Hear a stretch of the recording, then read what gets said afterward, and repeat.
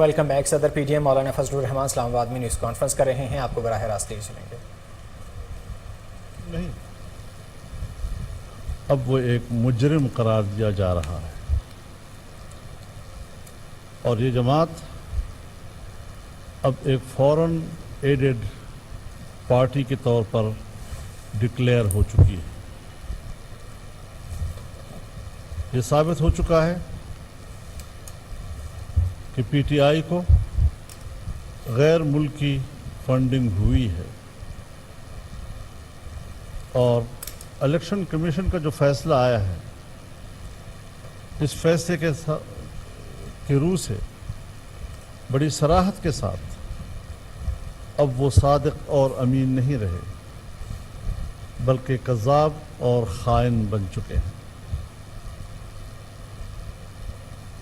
5 سال تک اس نے مسلسل الیکشن کمیشن کے سامنے جھوٹ بولا ہے اور مسلسل 22 سال سے قوم کے سامنے جھوٹ بول رہا ہے، نئی نسل کے سامنے جھوٹ بول رہا ہے. آئے روز اس کا بیانیہ تبدیل ہوتا ہے. حکومت میں آنے سے پہلے کچھ اور باتیں کرتا، حکومت میں آنے کے بعد کچھ اور باتیں کرتا. قول کچھ اور ہے، عمل کچھ اور ہے، اور جو کچھ کہتا رہا بڑی آئیڈل قسم کی باتیں، لیکن جب عملی میدان میں آیا تو پاکستان کی تاریخ کا ایک نااہل حکمران ثابت ہوا.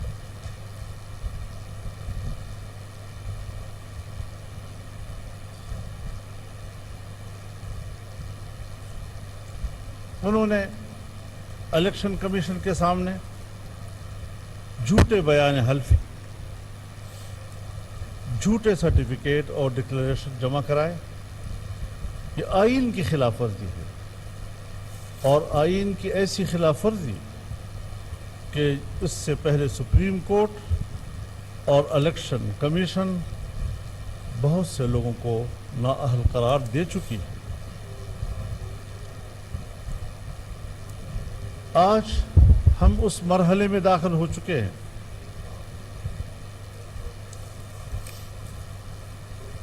کہ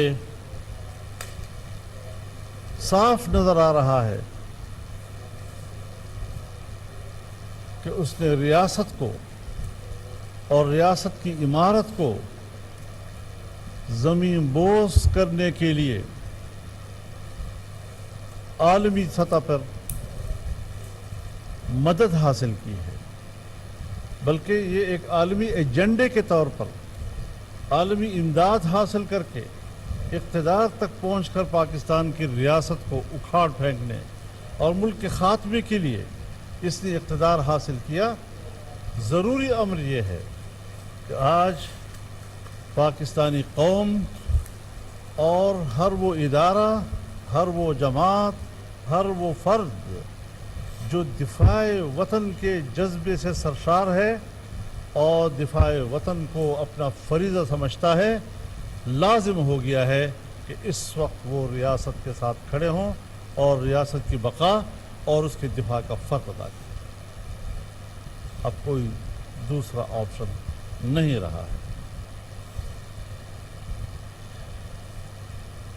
فارن فنڈنگ کیس میں ہوشربا حقائق سے یہ ثابت ہو چکا ہے کہ وہ ایک غیر ملکی کٹپتلی ہے. لاکھوں ڈالر، اربوں روپے غیر ملکی ایجنڈے کو پورا کرنے کے لیے وہ سیاست میں لایا.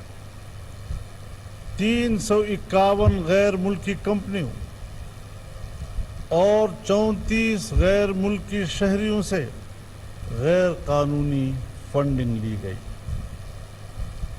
اور ہم تو ایک زمانے سے کہہ رہے ہیں، میں تو اول دن سے اس موقف پہ ہوں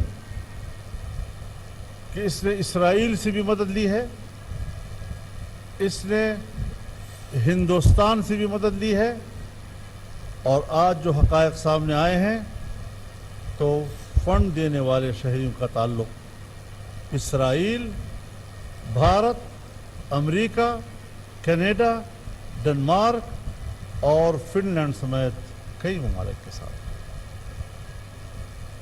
میں یہ رائے رکھتا ہوں کہ جن ممالک کے نام یہاں آئے ہیں وہ پاکستان کے خلاف بطور ریاست کی ہی نہیں سوچ رہے، بلکہ پاکستان کی اسلامی حیثیت اور ایک اسلامی ریاست کے حوالے سے ان کی سوچ دنیا کے سامنے آئی ہے۔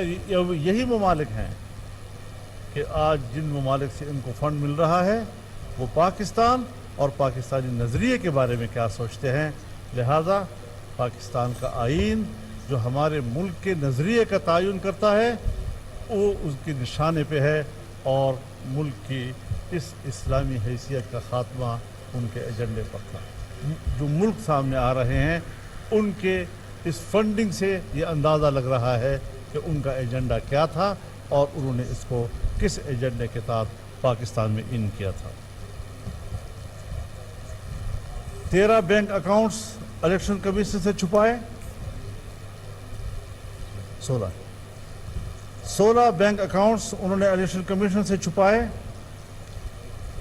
اور عجیب بات یہ ہے، آدمی کو ہنسی آتی ہے، یکدم سے بیانات دینے شروع کیے، فیصلہ ہمارے حق میں آ گیا، فیصلہ ہمارے حق میں آ گیا، ایک دوسرے کو مبارکباد دے رہے ہیں، فیصلہ ہمارے حق میں آ گیا۔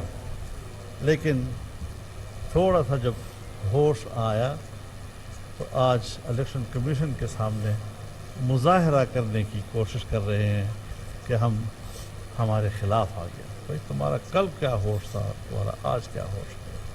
ایک دن الیکشن کمیشن کو خراج تحسین پیش کرتے ہو اگر پنجاب میں ضمنی الیکشن کا فیصلہ آپ کے حق میں آتا ہے، دوسرے دن آپ الیکشن کمیشن سے مستعفی ہونے کی بات کرتے ہیں۔ اور آپ کو یاد ہوگا میں نے بنو کے پریس کانفرنس پہ یہ بات کہی تھی کہ اب وہ فوری طور پر ٹرن لے رہا ہے اور الیکشن کمیشن پہ دباؤ ڈال رہا ہے کہ وہ مستعفی ہو۔ وجہ کیا ہے؟ ظاہر ہے بھی تازہ دو دن پہلے کا ضمنی الیکشن تو نہیں ہو سکتا، لیکن فارن فنڈنگ کیس اب ان کے دماغ پر سوار ہو گیا ہے۔ اب وہ الیکشن کمیشن کو بلیک میل کر رہا ہے۔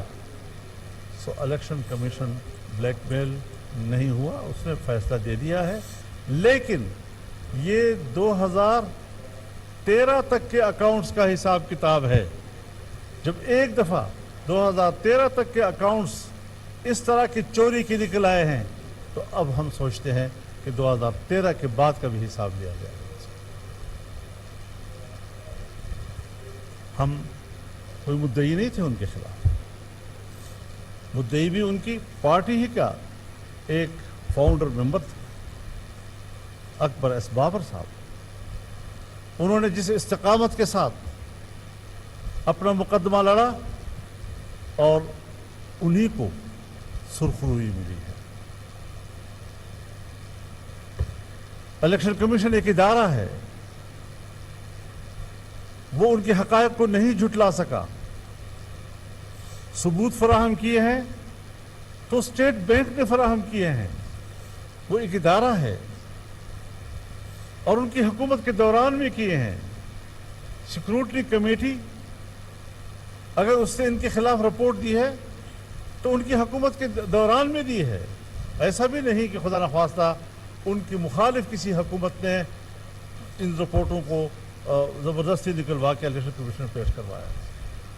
تو اس اعتبار سے یہ ضرور تھا کہ 8 سال سے التوا میں پڑا ہوا ایک مقدمہ کیوں پڑا ہوا ہے، اس پر ضرور سیاسی لوگوں نے بات کی ہے، لیکن دعویٰ کرنا، مقدمہ چلانا، اس کی پیروی کرنا، اس حوالے سے ثبوت پیش کرنا، سیکورٹی کمیٹی کی رپورٹ، اسٹیٹ بینک کے معلومات، یہ سب کچھ اس کا تو سیاست سے کوئی تعلق نہیں ہے، یہ تو سب اداروں نے کیا ہے اور حقائق کی بنیاد پر یہ سارا کچھ کیا ہے۔ 2014 میں یہ مقدمہ ان کے خلاف دائر ہوا تھا،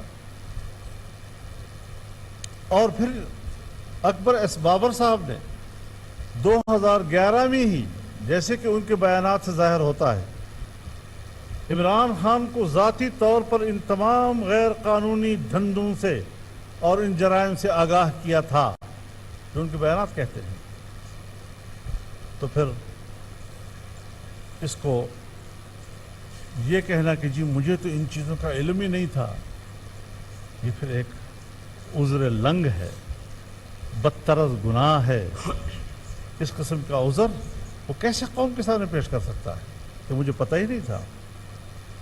اپنے دستخطوں سے بینک اکاؤنٹ کھلوائے اور الیکشن کمیشن کے فیصلے میں وہ تمام رپورٹ تفصیل سے لکھ دی گئی ہے، بینک نمبرز، اس میں آنے والے تمام رقوم کی تفصیل، ریکارڈ بتا رہا ہے کہ عمران خان کے اپنے دستخطوں سے آنے والی درخواستوں پر یہ اکاؤنٹ کھولے گئے۔ اسٹیٹ بینک آف پاکستان نے ہزاروں دستاویزات پر مبنی ناقابل تردید شواہد الیکشن کمیشن آف پاکستان کو بھجوائے۔ یہ record state bank of Pakistan نے پاکستان بھر کے تمام بینکوں اور مالیاتی اداروں سے جمع کیا تھا۔ صرف ایک بینک کی بات نہیں ہے، صرف ایک ادارے کی بات نہیں ہے۔ ہم یہ سمجھتے ہیں کہ اب جس طرح میں نے کسی زمانے میں کہا تھا کہ بھائی صرف عمران خان مجرم نہیں ہے، یہ پورا ٹبر مجرم ہے، تو آج بھی میں کہنا چاہتا ہوں کہ یہ پوری پارٹی صدر پی ٹی ایم مولانا فضل الرحمان اسلام آباد میں میڈیا سے گفتگو کر رہے ہیں۔ انہوں نے کہا کہ فارن فنڈنگ کیس میں عمران خان اور P T I per further جرم آ گیا ہے۔ یہ ثابت ہو چکا ہے کہ پی ٹی آئی کو فارن فنڈنگ ہوئی ہے۔ عمران خان پاکستان کے نااہل ترین حکمران ثابت ہوئے ہیں۔